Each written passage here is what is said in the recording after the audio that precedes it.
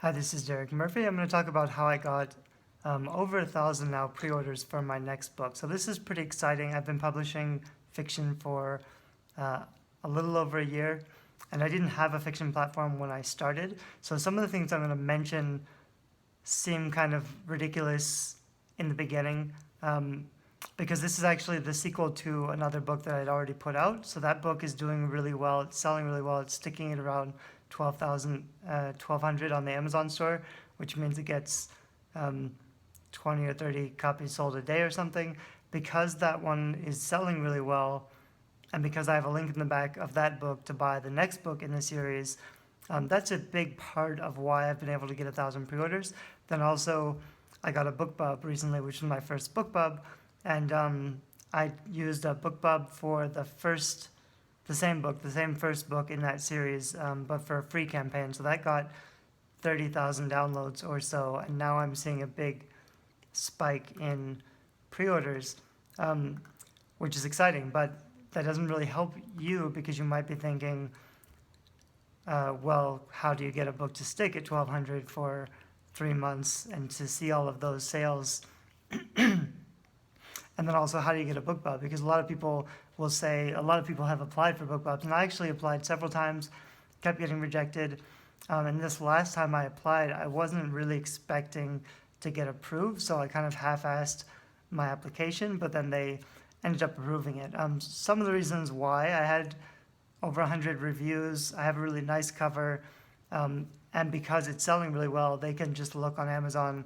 There's also some discussion of whether you can get if it's easier to get a BookBub ad for a book that's wide on iBooks and Kindle and every other platform, or in my case, I just had my book in Kindle Unlimited, but I still got a BookBub for that. One of the things I've done, if you follow me at all, you know I do a lot of giveaways to get more traffic and visibility and likes and shares and everything. So in some of the giveaways that I've done this year, I had an option where people could follow me on BookBub, because I was assuming if I had more followers on BookBub, it was more likely that they would accept an advertisement or promotion.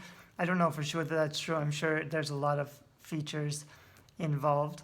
But my point was going to be that if you're just starting out and you don't have a platform yet, getting a book to sell consistently and to stick really high in the Kindle ecosystem, or getting a BookBub promo might seem out of reach. Like, it's not good marketing advice if it's not something you can do. Of course, BookBub works great. Everybody wants one. That's ideally what you would do, but they're very difficult to get. So how do you actually go about getting a BookBub? Or, of course, if you get book one to keep selling strongly, then it's easy to sell the sequel on pre-order, but how do you get book one to keep sticking? So I was going to dig a little bit deeper into some of the things that I've done. I just uploaded another video that was about keyword research. A big part of what I do, well, several things that I do that most other people who talk about book marketing aren't talking about yet. I research very heavily what keywords and categories I want to be using, and I know exactly what my ideal audience is researching. I actually have a list of which keywords are the most popular for my genre, which is the young adult genre. And so for one of the books that I just put up, which is like a vampire dystopian book, I tried to use all of the most popular keywords for young adult fiction in the description of that book. Keywords are really important because people will find the book based on their using certain keywords, and your book shows up. I think my book, the new one that I just put up, if you type in dystopian vampire romance or dystopian vampire or something like that, my book will show up right away. I just published it yesterday, so I'm doing really well ranking for those keywords. That's visibility. But then you also want to have keywords in your description so that people can immediately identify what the book is about and whether or not they're going to like it, and that's conversion. So putting the right keywords in your description, but also in your blog posts, be writing a lot of content on various blogs that point back to your Amazon page or link to your book. You need to have a lot of content that gets found. And you want to have them on multiple platforms. If you have a small blog that doesn't get a lot of traffic, it's hard to rank for competitive keywords. But if you put them on YouTube or something, for example, it took me a long time to get comfortable on camera, which is why like the first year I had to force myself to make videos for YouTube. But now that I'm pretty not established, I still feel like I have no idea what I'm doing on YouTube, but I've been doing it long enough that I'm comfortable putting out more videos. So I could very easily, for example, record a short video about my new book, the dystopian vampire romance, and there's not going to be very many other videos on YouTube using those keywords. And anybody who searches for dystopian vampire romance on Google is going to find one of my pieces of content really quickly on the first page. I've often been able to get my blog, my author website, or one of my other blogs to rank on the first page of Google for specific keywords like best young adult mermaid fantasy books or something. And I did that with a blog. Like, I only started publishing fiction a year ago, so that's a pretty new blog that I set up just for my fiction. So I'm already ranking pretty well for certain keywords, which means that's long-term free marketing, because people are just going to be searching for keywords and my content will show up. They'll find my book. Once you start doing stuff like that, you don't need to be doing advertising or promotion or anything. So that's partly why my books tend to stick.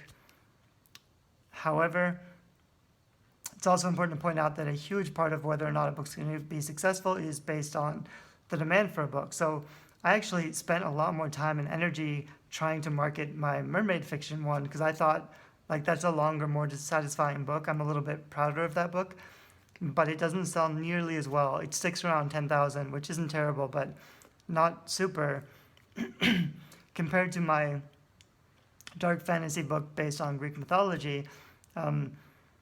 That sells 10 times better without any promotion, and it's mostly just because there are more people who are interested in that kind of book. Even though I don't feel like it's my strongest work, it satisfies a lot of readers. It keeps selling and sticking really well on Amazon. The description's probably a little better. The cover is probably a little more pretty and beautiful. It appeals to readers of the young adult fantasy genre. But so my point was that it's the success of your book, the conversion, the visibility, everything is really going to depend on the amount of people who are looking for that kind of book and who want to read that kind of reading experience. So that's not something you can entirely control if you've already published a book. You want to do the best you can to reach the readers who are looking for the kind of book that you have. But if you want to be a career writer, if you want to keep making money as a writer, you also need to experiment with a lot of different kinds of genres or types of books to see what's going to be the most successful. So my original plan was to put out a lot of really short 10,000 word kind of introductions to books rather than a full novel, which isn't very popular, but doing it that way means I can test things out and I can see whether readers are actually going to like the story. And then if they like the first 10,000 words, they'll sign up to my email list or leave a review or give some feedback. That's a little bit risky because 10,000 words isn't really enough for them to get into the novel. On the other hand, if they can't finish the first 10,000 words, like in a lot of cases, even if you're giving out free copies of your book, they'll give up. If it's not entertaining for them, or if it's not the type of book they want to read, they won't even keep reading and you'll have lost them. So rather than finish like a whole series of novels that isn't going to sell very well, I want to be focusing my time continuing the series that are very popular and do sell well. So I don't know if this video has really helped. I hope I talked about a few things that might be helpful.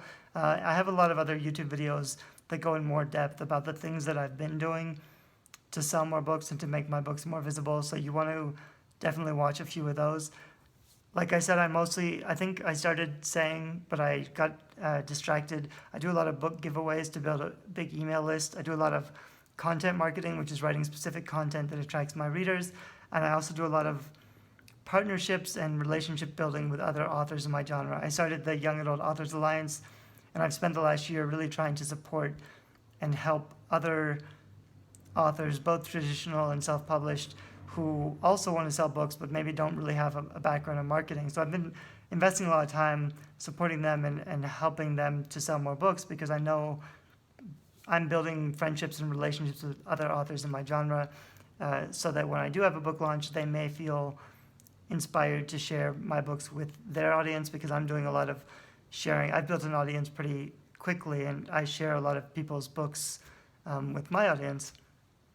Anyway, so I hope this video helps a little bit. Like I said, I have lots of other content and YouTube videos about publishing and book marketing, so you can subscribe on YouTube or just follow me on Creativity, and you'll see a lot of the new. I do a lot of case studies and book marketing stuff. I'm still testing a lot of stuff out. I'm trying to produce a lot more books so that I can experiment with publishing in a lot of different ways, so I can really figure out the ways that work the best.